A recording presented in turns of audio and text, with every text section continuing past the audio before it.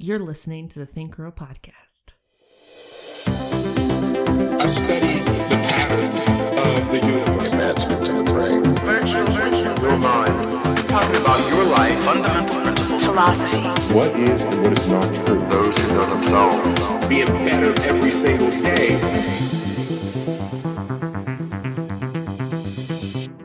Good day and welcome once again to another episode of the Think Grow podcast where personal development meets real life. I am your host, Ruben Chavez. I'm also the founder of Think Grow Prosper, and normally I explore a variety of topics with thought leaders, creators, entrepreneurs, artists, and all sorts of interesting people with the goal to bring you different perspectives you can use to enrich your mind and improve your life in whatever way you see fit. Today, I sit down and speak with my wife and business partner, Vanessa. And we just have a real nice, casual conversation, kind of like we normally would, except we do it for you all in public. And it's been a while since I've released a podcast episode, so I really just wanted to keep you guys updated. We have a lot of new things happening in our life, a lot of transitions. One of them being we're having a baby soon, and I'm very excited about that. Also slightly nervous, but we talk about that. We talk about my transition into fatherhood and how I've been coping with that, some of the mindsets that have kind of helped me ease some of the anxiety associated with it. And also we focus on the joy too. It's not all about the anxiety, but we do focus on the joy.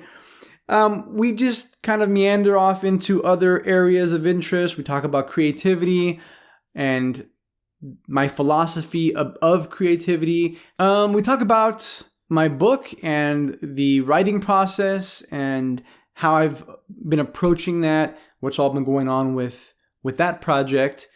And a lot of other stuff. We talk about principles for increasing your intelligence, talk about why restriction is actually freedom, and like I said, a whole bunch of other things. I think you'll like it if you enjoy casual, sometimes meandering conversation with a purpose, and or if you appreciate what Vanessa and I are up to with Think Grow Prosper, I think you will enjoy this episode. So let me know how you like this format, and maybe we'll do more of these. Kind of a Think Grow Together format. So, without further ado, here is our conversation. So, I just wanted to have a normal conversation with my wife and business partner, and drumroll please, soon to be, actually already is, mother of my child. Although the child has not been born yet. Yes. Well, thank you for having me. I'm excited to be here and I'm excited to talk. And I think people, the podcast people probably want to know what we've been up to, what you've been up to especially. And I think this big news, super excited about baby.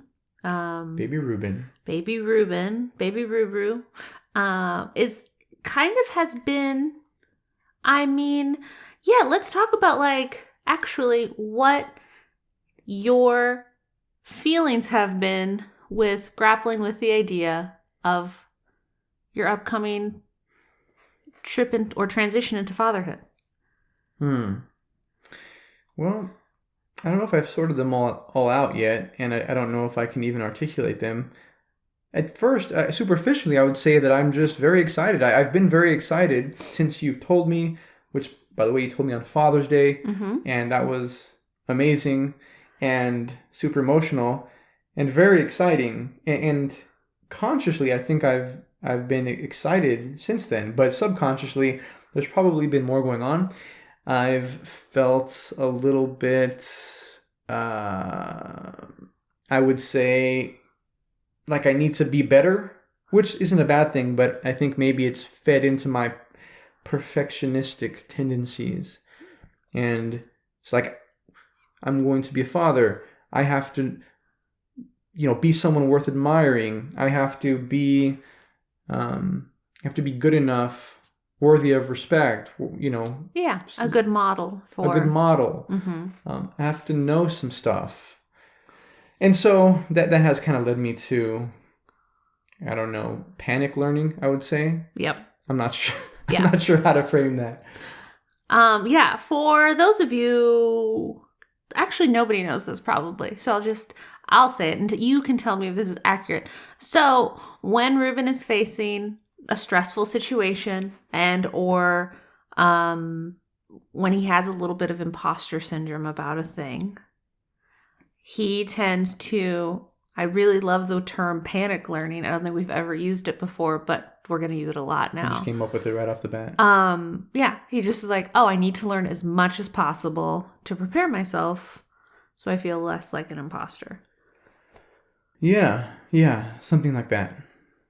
But now that I've realized that, we've talked about that the past couple days, that seems to at least have shook me out of my unconscious state of panic learning or thinking that I'm not good enough yet as a parent, because I can rationally kind of realize and recognize that nobody's really ready to be a parent. Right. But then once you're in it, which I am now, it's a whole different thing. Yep. It's like, yeah, I'm not ready, and also I really need to brush up on like my ancient philosophy and moral psychology. I'm really glad that you brought that up because like I panic learn also. I've never used that saying, but I really love it because the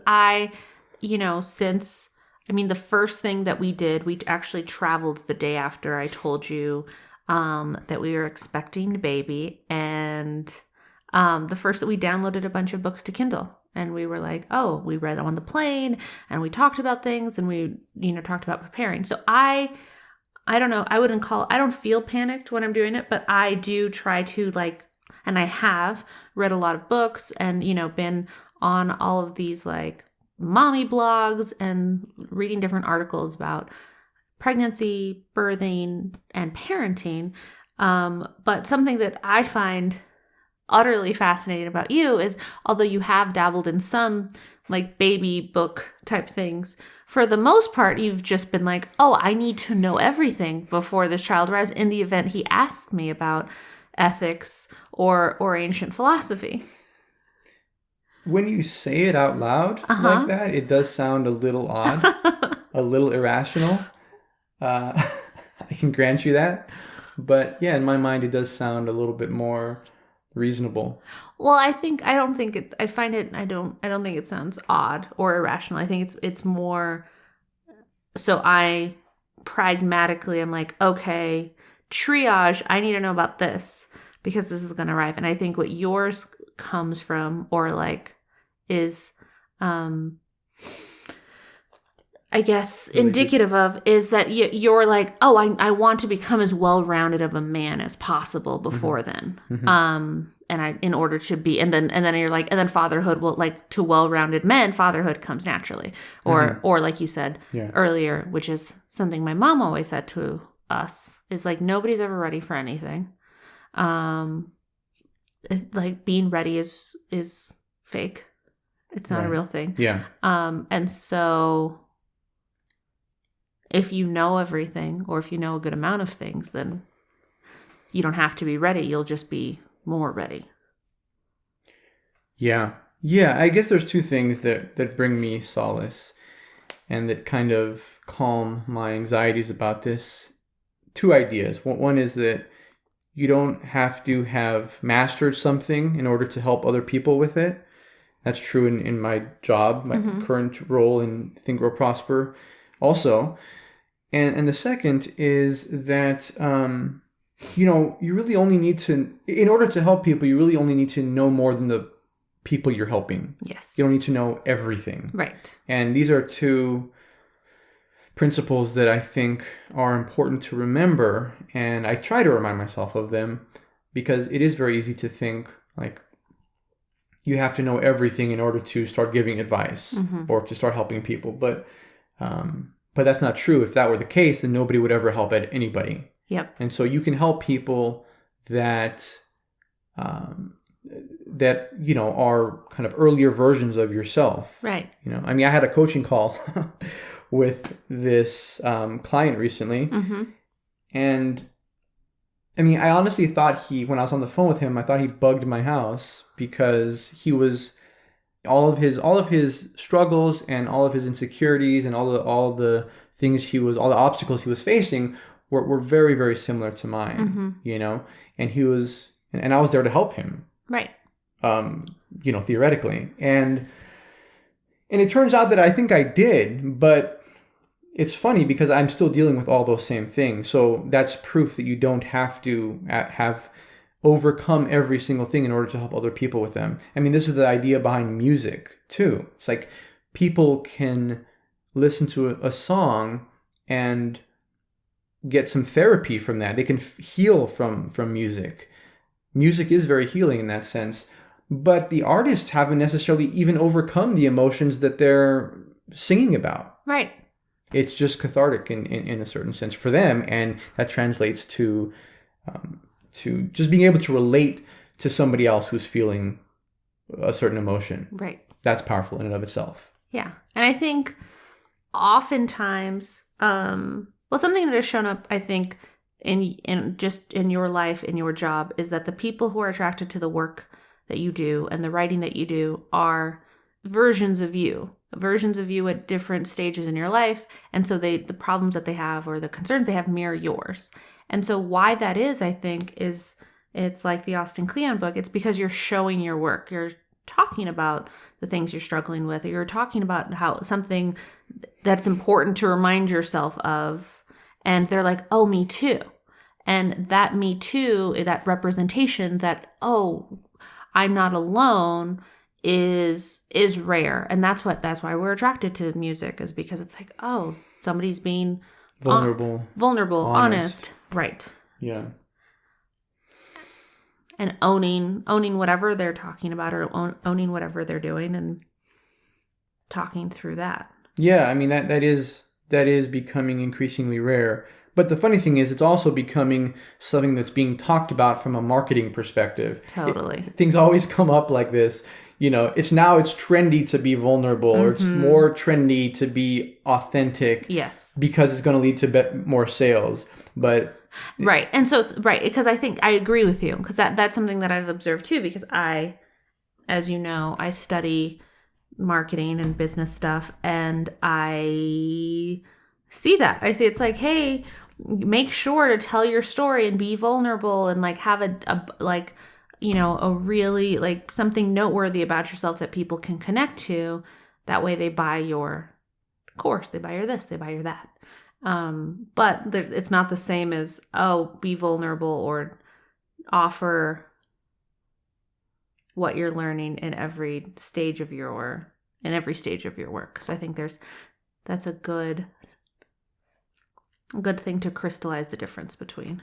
Yeah, I mean, I think that if that's the entry point for some people, and if that's what it takes, then like fair enough. I think that it's reasonable, and I think that people, as long as they actually are being authentic and being vulnerable and talking about real stuff that they're dealing with, or whatever it is, whatever field they're in, as long as they're being real, I even if they're doing it for financial gain at first, I think it's fine. Mm-hmm. Whatever, but I think the real reason to do it is so that, well, it's the same reason that people make music, so that people can connect with you. Yeah. And so people can, so people know that there's someone out there like them, because it's when you pretend that your life is better than it is, or you pretend that your situation's better or whatever, like you actually do a disservice. If you pretend that it's easier than it is, like you do a bit of a disservice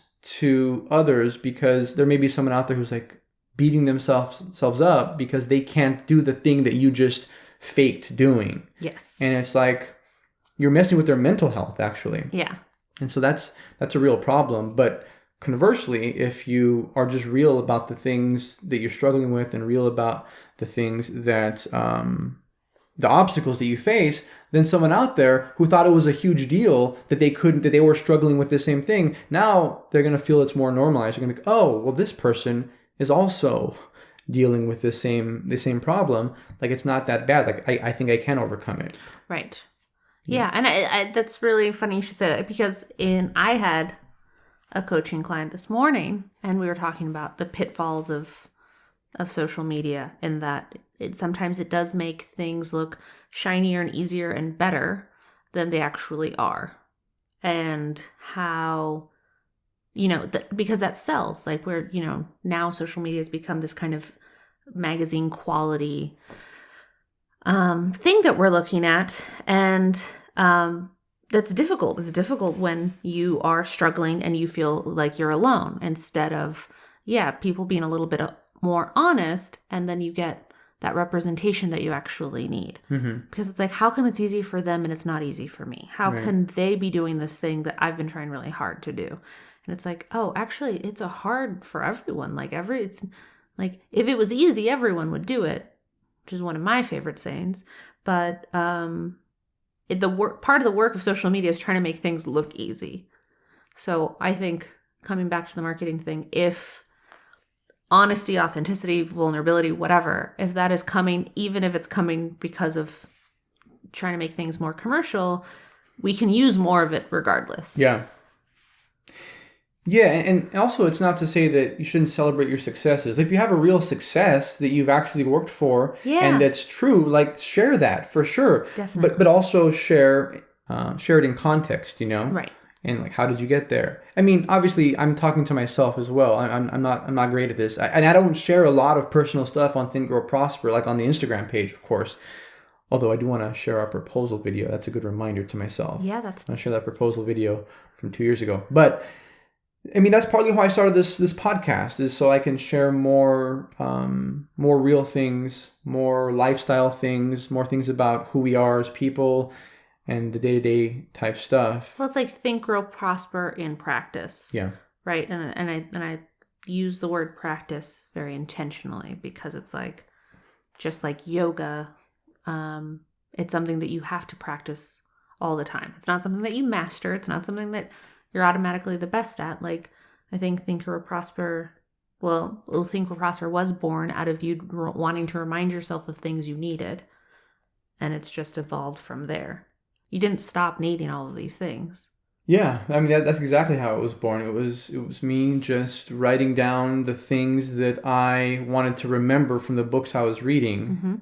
and documenting those in the, in the grid that is Instagram with quote graphics. Mm-hmm. And then people started finding me and following me and commenting and resonating with the quotes. And I was like, oh, well, this is interesting. This was not meant for that.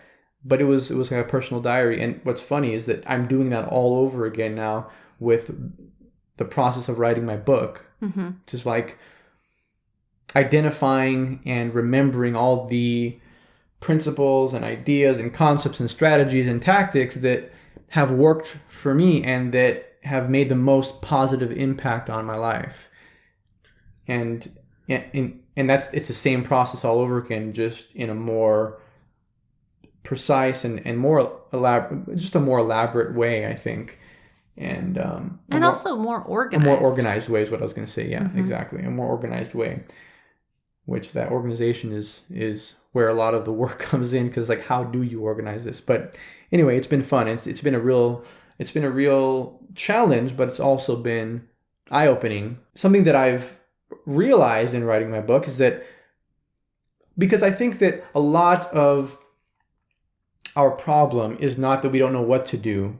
If we're facing obstacles in life, when we have challenges, whatever it is, our challenge with living life is not that we don't know what to do. It's just that we forget the things that worked for us, and so we don't implement them. Mm-hmm. But we all have things that have made a positive impact on our lives, strategies, principles, tactics, and I'm just trying to crystallize those things and remember the things that have worked for me in the past.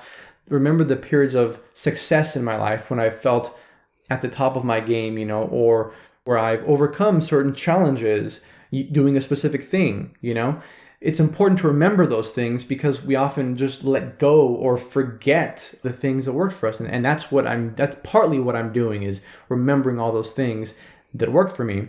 And in doing so, I'm realizing that so many of these principles and these concepts have to do with like maintaining a positive emotional state. Yeah. And I mean, we've talked about the Big Five personality trait model on this podcast.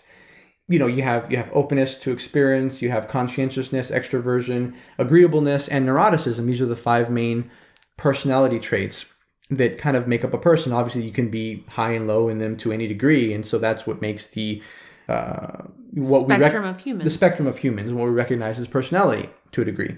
So, both of us are pretty low in neuroticism. Yes. Which, by the way, is a pretty good indicator of a long-lasting marriage. Just a side note. If at least one partner is low in neuroticism, you have a better chance. If both partners, you have a good chance. Anyway.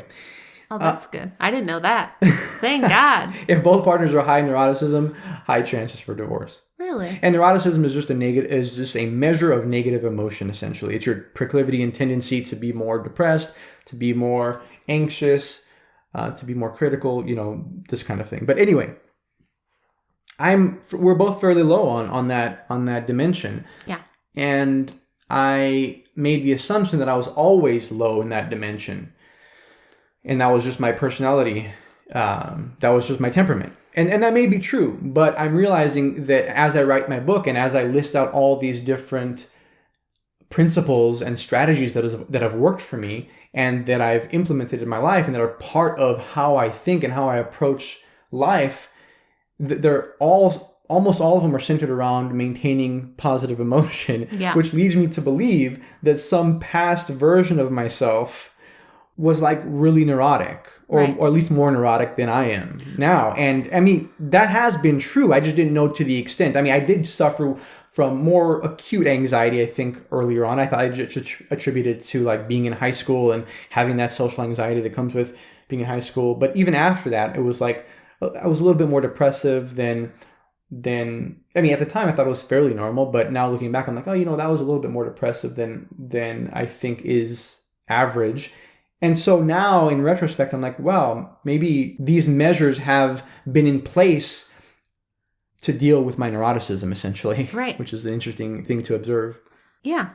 How much you, have set up mechanisms to avoid going back to a place you don't want to go back to. Yeah. Exactly. Or like... Not even consciously necessarily. Right. The human brain is so crazy. You had this experience recently too. Yeah, I did have this experience. And mine was... I mean, obviously a little different. I am not writing a book currently, but I realized, first of all, I think that I should say that I think a lot of this, you've been more introspective as you write your book. And then also I have been trying to observe myself more as I prepare for motherhood and bringing baby in, because I am so aware of how children model our behaviors. And so something that I thought that I was a quirky girl, which is still true, and that I just had certain things that I had quirks about. But it turns out, as we discovered, or as we talked about, that I have certain mechanisms, actually like pragmatic mechanisms, to avoid feeling anxious. And so I make sure to control as much of a thing as possible, or set my expectations to a certain, or try to get my expectations set as accurately as possible before a thing, in order to reduce like my anxious tendencies. And I think that's another reason why I've been like such a strong lover of boundary work. But yeah, and even something as simple as driving yourself somewhere, yes, or as opposed to letting other people drive. Totally. This is something that was just, you thought was like a preference or just a little thing that was kind of neutral. Mm-hmm. But it turns out after some psychological introspection that it's likely tied to some past events that where you felt out of control, or you felt like you didn't have control over your situation. And therefore I felt unsafe. And that's, so a lot of my stuff is related to feelings of safety. Mm-hmm. And so it's very important to me to feel safe. And like that, a big part of it has been I've been perhaps, this is something that gets triggered often with me. When my mom died 4.5 years ago, I became like hyper vigilant about feelings of safety, as we're reminded of mortality, or as I'm reminded of mortality. And then with baby, I now not only have to keep myself safe, but when I'm living and interacting in the public space, I'm also already trying to keep baby safe. And so that's when I realized that, oh, I don't like driving myself only because I get car sick or only because it's just like a quirk I have. It's also because it's important to me to be the person who's in charge of my safety. And so, that's something that I didn't recognize right away. But now with bringing a new life into the world, it's mortality in another way, right? And being in charge of that new life, you think about these things. And so thinking about keeping baby safe has been really illuminating into, oh, that's why I have these mechanisms in place. That's why I do this, because I had several experiences when I actually was in danger or when I felt like I was not safe. And so now I have structures and boundaries to make sure that like I never experience that again. Yeah. And so, I mean, trauma work. Yeah, and I mean, I'm guessing that we all have those kind of things or similar mechanisms in place that we've developed over the years throughout our life in order to kind of keep equilibrium. Yeah. And that's kind of the idea of at least part of my book, is to uncover some of these things that have helped us, crystallize them into your personal life philosophy to kind of remind you of how to best live your life. Right. Write your own personal development book, in a sense, roughly speaking. Yeah. And like this, and that's a fun thing because like it's kind of like that list that I have. I have a list in my phone, and it's things that make me feel good, like things that make me happy, and it's something that I just look at when I'm like, is there anything that I'm excited about? And yours is like the most thorough version of that. Yeah. Like what works for me. Right. Yeah, I'm still developing it, and it's growing and it's changing and it's evolving, but it's a living, breathing thing. It is a living, breathing thing, but hey, I wanted to keep you guys updated on it also, and just wanted to let my peeps know that I am working on it. It's a goal of mine. A lot of people have asked me to write a book, and actually a lot of people have assumed that I've already written a book, and they're like, hey, where can I get your book? Yep. I get a lot of DMs. And every time I get one of those DMs, I feel guilty and slightly ashamed of myself that I haven't written a book yet. And like I let them down. But yeah. So, I mean, that definitely contributes to my writing the book, but also just to organize my thoughts and to have something to say. And I have something to say, and I want to say it. And and I mean, this is something that we this is a philosophy that was articulated in a movie we saw this weekend that I really liked, and I'm making it part of my philosophy and how I frame the creative process. But we saw, what's it called? A Star is Born. A Star is Born with Bradley Cooper and Lady Gaga.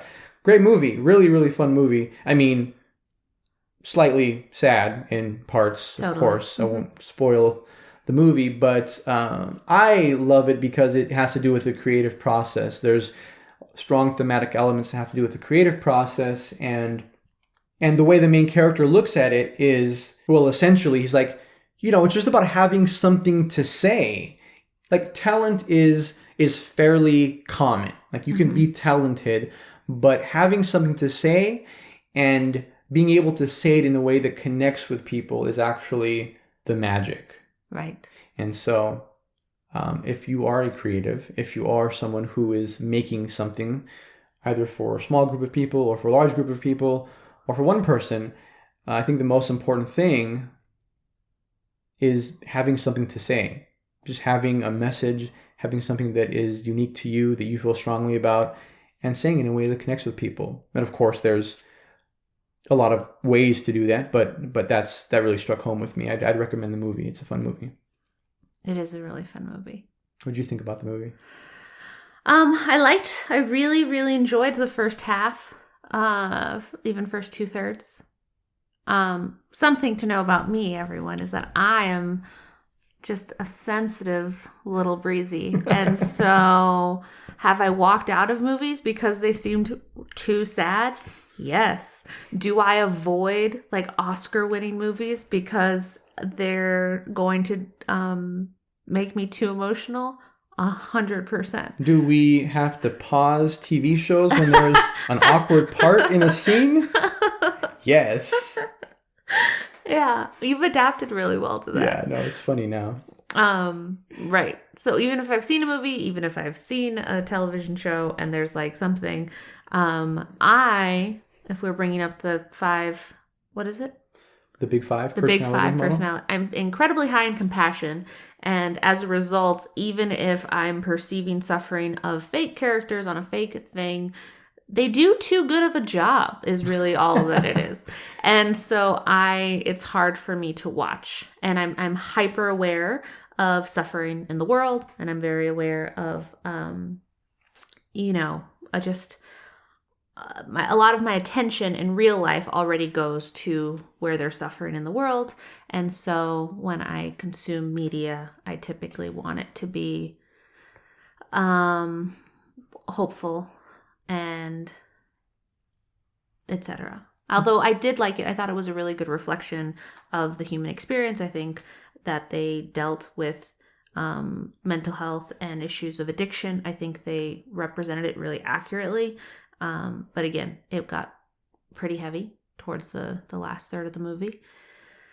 But I did really I loved like their love story, and I loved the parts where they were talking about creativity. Mainly because I knew when we left the movie that you were going to really like certain quotes. And then you did. You wrote down 3 of them already. I did. Another one that really stuck with me, I don't have my phone with me, so I can't say it verbatim, but it was, they were talking about how the main character who's a famous musician, famous rock star, they were talking about his philosophy on music, and that music is essentially just 12 notes played over and over again between different octaves. But that's all music is. It's just 12 notes.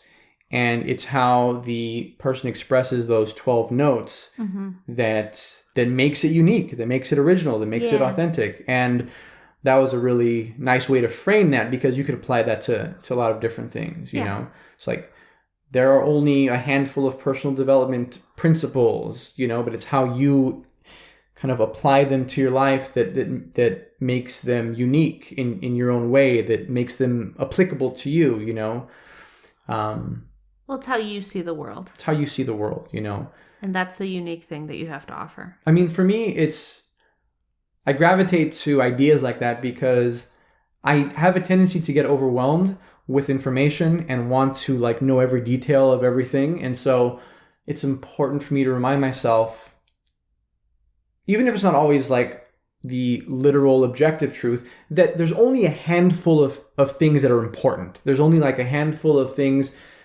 to focus on in a given domain, and the rest of it flows from those few things.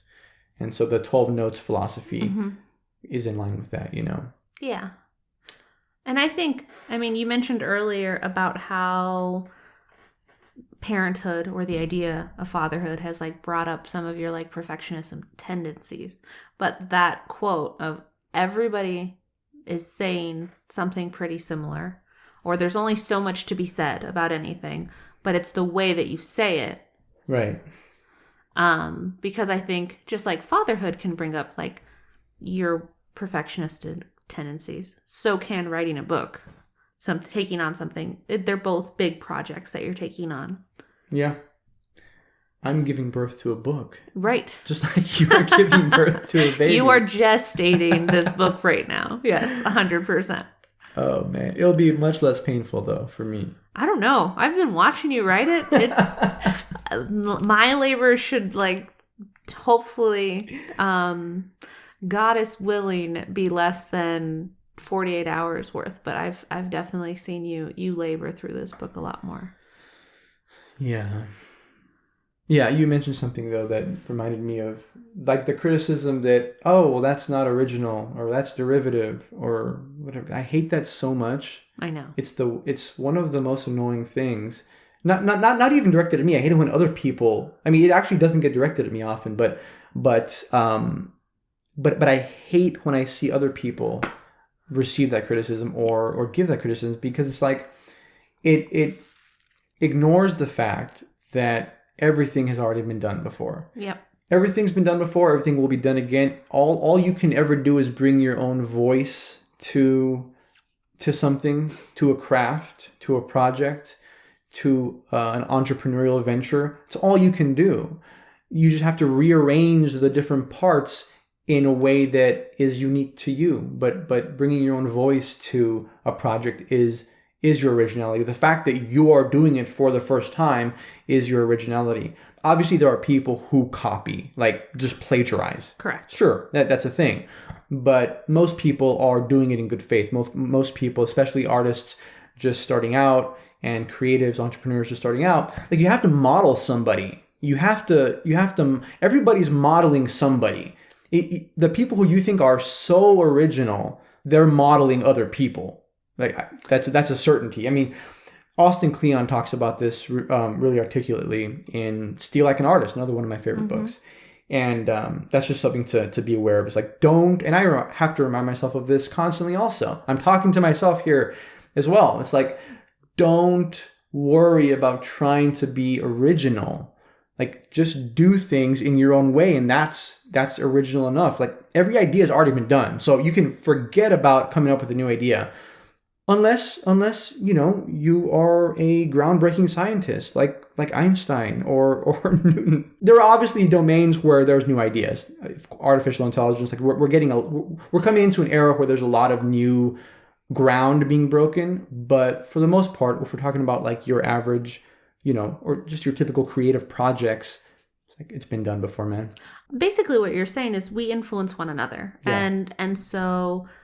I mean, even in this artificial intelligence, even in space travel and all of these things, there are scientists who are influencing and learning from each other. Right. And then, yes, then one breakthrough happens or this, but it's cumulative. Like, it's not just, this one thing. Like, it's a culture, right? Yeah. And that's the whole thing, especially in like present day when everything is available at our fingertips. We're part of a culture. So it's like, of course, like you would have to try very, very hard not to be influenced by one thing or another. You have to sit in a room alone forever. And not be connected to the internet. Not be connected to the internet. Exactly. Or read books, like anything. Everything influences us. Everything influences there's you. That quote that you use, which is, even though I don't remember my books, like my food, they are me. Yeah, Emerson. Yeah. And even if when you're not trying, there are things that become part of your makeup, become part of the way you think. Like, things influence us, and that's just the reality of the situation. I think it's important to note that you never use the word hate, or you very rarely use the word hate, and you said that you hate when that happens. So I wanted to point that out because... Yeah, it's a strong word. There's probably a more precise... No. I wanted to point it out because it shows how strongly you feel about something. I wanted to declare how rare it is that you say that, or that you feel so strongly about Actually, I mean, it's true that there is a more precise way to say it. I don't hate it. It's not a very precise. It's disappointing to me when that happens, because I don't like when people criticize others in general. Yeah. But especially like if the criticism just shows that they haven't thought about the situation and they haven't, people who are generally, I think people who are introspective and who are self-aware and who have sorted themselves out, at least to a reasonable degree, don't criticize other people, right? Especially strangers on the internet. They just don't need to, because they have their own path, Yep. Anyway, That's my piece on that. I agree. I agree wholeheartedly. So we touched base on baby. Big things that are happening in our lives, baby. And maybe we've pulled, because of upcoming parenthood, we've pulled at a few threads that were like that unraveled a bit. But I think I'm really grateful. I think it's not always easy to face things about ourselves that we didn't know, but I don't think it's been negative in any way. Yeah, I think it makes us better in the end. Right. Just a little uncomfortable in the middle. So we talked about baby. We've talked about your book writing and that process. And I think that's cool. And another thing that I think is kind of fun and also really indicative of how exciting our life is, project that you've finished recently was this beautiful bookcase that I'm staring at in your office. Yeah. Man, I still haven't posted this on Instagram yet. Hopefully by the time this comes out, I have. Or a few days later. Or a few days later. Yes, I have been involved in in the creation of a bookcase. Yep. And it started out as we had a coffee table in our living room that we bought at the beginning of our relationship when we first moved in together. It's our first piece of furniture. We bought it off Craigslist. Pretty coffee table, like it's made from real wood, like it has these beautiful metal ornamentations on it, and really nice. It looks kind of like has a bit of a treasure chest vibe, but it's nice. It's nice and rustic. We like it. Doesn't exist anymore. Does not exist anymore because I deconstructed it. And I made this bookcase, but the damn thing took me like a year. Mm-hmm. And it's a nice bookcase, but you would not expect that it would have taken me a year. It was so difficult and challenging. Here's another thing about the creative process. You really need restriction. You think restriction is restricting, but it's not. It's actually liberating, because if you can do anything and you have all the options available to you, that's actually overwhelming for most people, especially for the open types who are drawn to creativity. Like if you're drawn to creative process, you're likely higher in trait openness, which is going to mean that you can get overwhelmed if you have too many options. Yeah.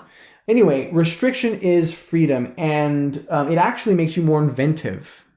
It's what I found, because with this bookcase, like every single thing that could go wrong, like went wrong. Every single challenge I could have with like creating a structure like this, I had, because the pieces were warped. Like there was gaps between all the pieces. I had to like cut through metal. I also placed the restriction on myself of doing it with no power tools. Oh, also, I don't think you've said yet that this is your first woodworking project ever. Never done it before. So yeah, he's never worked with wood before. In 8th grade, I took like a woodworking class. Yes, I don't think it counts. Ruben has, yes, in 8th grade, he took a woodworking class, but I appreciate how honest you are. Yeah. But something you did 20 years ago. People. That's true. Over 20 years ago, he did have an intro to woodworking, but this is the first woodworking project he's had outside of the class. Definitely the largest woodworking project I've had. I used to just like basically make wooden bats in woodworking in 8th grade. Yeah. Like on the lathe. Mm-hmm. Little mini bats. Right. Yeah. That's about it. So, right. So it's the largest. And if it's not your first woodworking project ever, we can say it's the first in over 20 years. For sure. So I think that's a big one. That in and of itself is kind of a restriction, because you're restricted by your skills and how much you can learn, and you give yourself the additional restriction of no power tools. And then just the restriction of using only the materials from the coffee table, right. You know, and that was a restriction in and of itself, because I had to work with what I had. Yeah. Did we say why you wanted to take on this creative project yet? Did you talk about what made you do it? I mean, obviously, like the like you wanted a bookcase, but why we couldn't just buy a bookcase? Right. That's a good point. That's really the point of the inclusion of this story in this podcast, is because you have to break. I realized that I needed to break up my intense cognitive tasks with some recreational activities. Like play is really important. Yes. For me and I think for everyone, especially if you are spending a lot of your time doing what, like using your brain for one particular activity, if it's very left-brained or if it's just cognitively intense in a particular way, like you really want to give your brain a rest. Like I realized that I just needed to, after 6 hours of staring at a computer screen and trying to organize sentences and articulate my thoughts, I needed to unwind with a more tactile, creative project. And I needed to do something that was just for fun, that was not tied to my career or work in any way. And that's why I chose a bookcase, because it was kind of like an art project in a sense. And it was just fun. Nobody cared if I finished it or not. Our income didn't depend on it. It was just something fun that I wanted to do. I think everyone should have something fun that they're doing on the side to break up whatever it is that you're doing for work or your career or whatever. Right. Yeah, and it was the most novel thing, probably. Exactly. And novelty, when I started, again, this was a year ago, and I didn't work on it every single day, but I worked on it, sometimes I'd work on it every day for a week. Then like 3 months would go by and I didn't work on it at all. Yeah, and all the pieces would just sit on our porch. Sorry.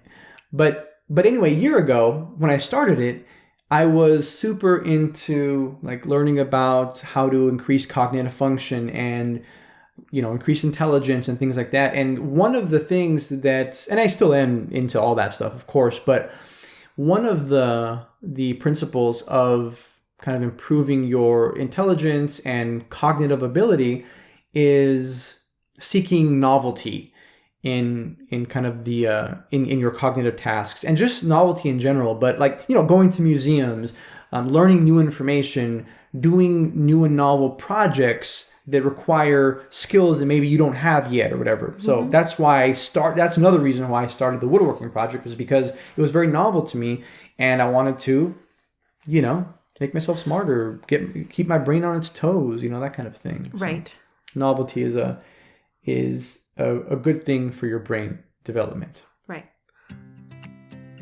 So as you guys know, I love learning. I love keeping my brain on its toes. And one of the ways I do that is by using Skillshare. Skillshare is an online learning platform, and you can take classes on pretty much any subject there. I've taken a writing class before. Vanessa has taken a ceramics class. I have taken a ceramics class. I actually took 2 ceramics classes. I've taken courses on email marketing and various other things that help us run our business. And so it's really nice to have a place where there are so many classes. I think something like over 20,000, and you can learn stuff for your job, which I've done, or you can learn stuff for play. Thanks to those ceramic classes, I think we have way more bowls than we'll ever need. Beautiful bowls, though. And actually, Skillshare has been kind enough to extend a special offer to listeners of the Think Grow podcast. And they're giving 2 months of Skillshare for just 99 cents. And you can go to Skillshare.com/TGP to sign up and learn more. Yep, so that's 2 months of unlimited classes for just 99 cents. And you go to Skillshare.com/TGP. Definitely take advantage of this offer. Yeah, it's an amazing platform, and it's also an app, so it's very convenient too. Again, that's Skillshare.com/TGP. Yeah, and we want to thank them for sponsoring the podcast. We love working with people whose missions we believe in, and this is a big one. Yeah. And now back to our show. And I think probably a big part of why you finished it in the time frame that you did, and I meant like you finished it recently, was because a big way that we typically get our novelty is from travel. Mm-hmm. So you and I will travel, and we're in very novel situations. Problem solving goes along with that too. Oh, because yeah. I had to problem solve a lot with the bookcase, because there were so many roadblocks and obstacles that came up because of the irregularity of the to pieces, et cetera, et cetera. And with travel, you're right. Yeah, it's like you have to problem solve along with that too, Right, the whole time. logistically. Right, because it's a built-in restriction. It's like, going to a place and you don't rent a car and you do this and you set restrictions up for yourselves and you have to problem solve and you're in a new place. And so what do you eat? And all of these basic things that we do without even thinking become novel and they become problem solving. And we always feel really refreshed when we come home from traveling. But as a result of expecting baby, we have been feeling more... I'll speak for myself. I've been feeling more drawn to stay home. Yeah, and to like, just to like, nest, put roots down. I mean, we have a lot of roots here, but yeah. Well, I think it's nesting, and I think also just like, right, thinking more. I'm liking the idea of being home more, and like, baby is going to be this entirely big novel thing. So actually, not even just wanting to nest, but like, okay, I'm going to practice these routines or practice the things that I want to do or sort stuff out. But as a result, we haven't really traveled very much. I think we took one trip since baby. And so you've had time to do this other novel creative task. Yeah. And that's true. It has been a replacement for that kind of novelty. But yeah, learning is super good for the brain, obviously, but switching it up, doing different things, challenging your brain in different ways, not just learning the same thing or staying comfortable in the same domain that you've always been. Right. So. And you got to build different skills. Like you developed an entire skill set that you didn't have before. Exactly. Exactly. Yeah. Wanted to tell you about that. You guys, but you will love this bookcase. It is beautiful. It is very pretty. If you'd like to buy it, I will take no less than $10,000 because of all the time that I have put into it. And with that, he's only paying himself $1 an hour, ladies and gentlemen. Honestly. Yeah. My brother, I texted to him and he was like, "Oh man, that looks great. I'll put it on Craigslist for you. $75. Or best offer. I'm like, man, you gotta be joking me. Yep. You better get $10,000 at least. No, I don't think I spent like 100 hours on this bookcase. I think you spent more than 100 hours on this bookcase. Yeah. You think you spent 100 hours? It's almost embarrassing, but I was embarrassed during the time that I was doing it, but then afterward, I'm like, oh man, I'm really proud of this. Because then like we made it a creative project at the end too. We like stained it with coffee and used like all these all natural oils to finish it because that's how we roll. Yeah. So yeah, I think it's implied, but we're pretty big into living as naturally and as non-toxic of a life and eating as well as we can. That's something that is a passion of mine. And so yeah, we did. That was my favorite part, was when I didn't think Ruben would actually listen to me. Because it was very much his project and still very much is, but I was like, oh, what if we stain it with coffee? And we did, and it was so fun. Oh, and I got to do that. It's awesome. It still smells fantastic. Yep. It smells like a coffee shop in your office. Yeah, it really does. And then with the oil that we used, it was like it's essentially flaxseed oil. And so it's like a bulletproof coffee, basically, is what it smells like. What else has been exciting you lately? What else has been exciting me lately? I've been doing a lot of research. That's been the biggest thing that's exciting to me. You've been spending a lot of time looking at baby stuff. Yes. Every aspect of parenthood and taking care of a baby. Yeah, I have been. And that's exciting. I think that's been my main extracurricular activity outside of work as of late, has been that. Although now that we're gearing up for the holidays, we have guests coming into town this week. We have guests coming into town next week. And then it's December and we have guests who come in December. So that's going to be my next extracurricular activity, would be hosting and seeing people that I like to say all the time. This is a story that I tell, which is not 100% true, that we're not very social people. Or that I'm not a very social person, but the truth is I am pretty social, just with a very small group of people. So, less than 2 hands worth, 10 people or less, who we're very social with. And so, but a lot of those people don't live close to us. And so it's really nice when they get to come visit. Yeah.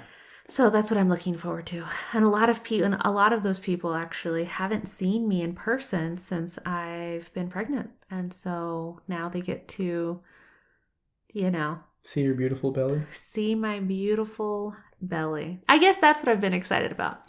I've been incredibly excited about my changing body and embracing it and feeling that's another thing when we talk about pulling at a thread. And this was a very positive thread, was that I have been I worked really hard to build confidence. I had dabbled in disordered eating and other things when I was younger. And so I have felt good about my body for a while. But with pregnancy and your body's changing, I didn't think that I would ever feel more womanly or more happy with my body. But I'm just been excited and proud of all the cool stuff that my body's been doing. And I don't mind how I look at all. And so that's been another thing. Nor do I. I know. Yeah. So that's been pretty exciting. It has been exciting. It's been very nice and very exciting to watch you change and to grow. And to prosper. I really didn't mean for it to go that way. But it has been really nice. And I'm very excited. Super, super pumped for baby Ruben. Yeah. Little Ruru. Little Ruru. Yeah, and I want to write a blog post about different ways that you've been keeping me healthy, different books that we've been reading, and different things. Because that's another thing that we didn't really talk about when we talked about pregnancy. We talked about how it's influenced our mental health, but we talked less about the actual things that have been happening, which is Ruben has wanted to feel involved because pregnancy is very much something that's happening within me. And so his role has been making sure baby and I are well fed and that we eat our vitamins and that we're nourished. He reads to baby. Ruben wrote a book many years ago, and it's a children's book, and he's been reading that to baby every night. And so that's been, it's just been kind of a very cozy time. Yeah. So, very grateful. So fun when baby kicks when I'm reading. Oh, yeah. It's the cutest thing. That's the first time that I felt him kick, actually. Yep. Was when I was reading to him. Yes. Reading The Alchemist, in fact. Uh-huh. And immediately when I started reading, he started kicking. Yep. That is the first time. Yeah. We were trying to remember that the other day. Mm-hmm. So, it's incredible, and I haven't fully grasped it yet, I don't think. But I think it's coming in waves. It's coming in waves. Yeah, yeah. Because I think also you and I have the tendency of perhaps making things a bigger deal than they are typically. That doesn't sound like me. No. Did I speak out of turn? That may be true. You sometimes. have. Yeah. And I can do the same thing. I think everybody, when you're in it, we make a bigger deal out of something than it is. Yeah. And so this is a funny thing because babies are a really big deal because it's new little feet clapping around the house. And so I think that the realization of that comes in waves. And I think you can't think of it as too big of a deal because then you're like, so you have to be like, oh yeah, we've been doing this for millions of years or at least hundreds of thousands of years.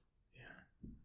No, we've been doing it for millions of years. Yeah. I didn't know if which human species we were referring to. Yeah, well, there's... Homo sapiens. Homo sapiens have only been doing it for a few 100,000 years. Right. But, That's what I was trying to... I was just trying to be as precise as non-sapiens humans have been doing it for millions. So, yeah. Very excited to think, grow, and prosper with baby. Mm-hmm. There's a lot of growing things. Your book's growing. I'm growing. Baby's growing. What's your new creative process, your new creative project going to be? Yeah, I've been thinking about that. I don't know. Because you not only have a lot of output that you're doing with the book, but you've also been dabbling in a lot of input, reading a lot, listening to a lot, learning a lot. And so you do kind of need something. I just want to understand the world, man, you know? Yeah, you don't ask for much. I don't ask for much. I just want to understand and conceptualize Everything life. There is to know. What we're doing here, the best way to live. Yeah, I don't know what my next. I do have to find a creative project, that's for sure. I want to make those. I want to make picture frames for the paintings we have. That's true. So that'll be something. I don't know. We got Christmas coming up, so there's that. I get kind of creative around Christmas time. Mm-hmm. We'll see. Yeah, maybe it is building your adult gym outside. Mm-hmm. Your adult playground. I'm gonna make a gym. That's true. That's the one. I'm gonna make a pull-up bar. I'm gonna make. What else needs to happen? I think that's the only thing I need because we're gonna get the parallettes. Right. Well, you can always build parallettes though. Build parallettes. There you go. So that'll be your new thing you have to problem solve. Your new restriction. Restriction is freedom. So we don't have any questions today from people. No. But I think we gave you a lot of answers. We answered a lot of questions. We have had people, you get DMs, we get emails. We have a lot of people who ask a lot of questions all the time. Oftentimes they want to know about the book or what you're working on or what's going on with you. And this is just how we apply all the Think, Grow, Prosper philosophy to our life. We really just wanted to give you an update on our lives. Wanted to say hi, tell you how we're doing. Let you know what we're thinking. Let you know what we're thinking. How we're growing. Together. Think, grow together. Yes. If you guys do have any questions for another podcast, because I definitely do want to do the Q&As. I want to continue to do the Q&As. Send them on over. You can send them to podcast@thinkgrowprosper.com. Nope. podcast@thinkgrowprosper.org. Mm-hmm. Or is that the right email address? Yeah. Cool. Do podcast or info. And either way, if you have a question for myself, if you have a question for Ruben, if you have a question for Ruben, I'm going to be the person asking it. So really all the questions are for me. We will answer them in the next episode. I think we want to do more of these. Y'all typically tend to like them, but if you have other topics that you want us to cover or you want Ruben to cover, interviewees, etc., we'll touch base on it. Yeah. Anything else? No. Thank you for having me. I had fun. Thank you for being here. You're listening to the Think Grow podcast. All right, we'll see you guys later. Bye-bye.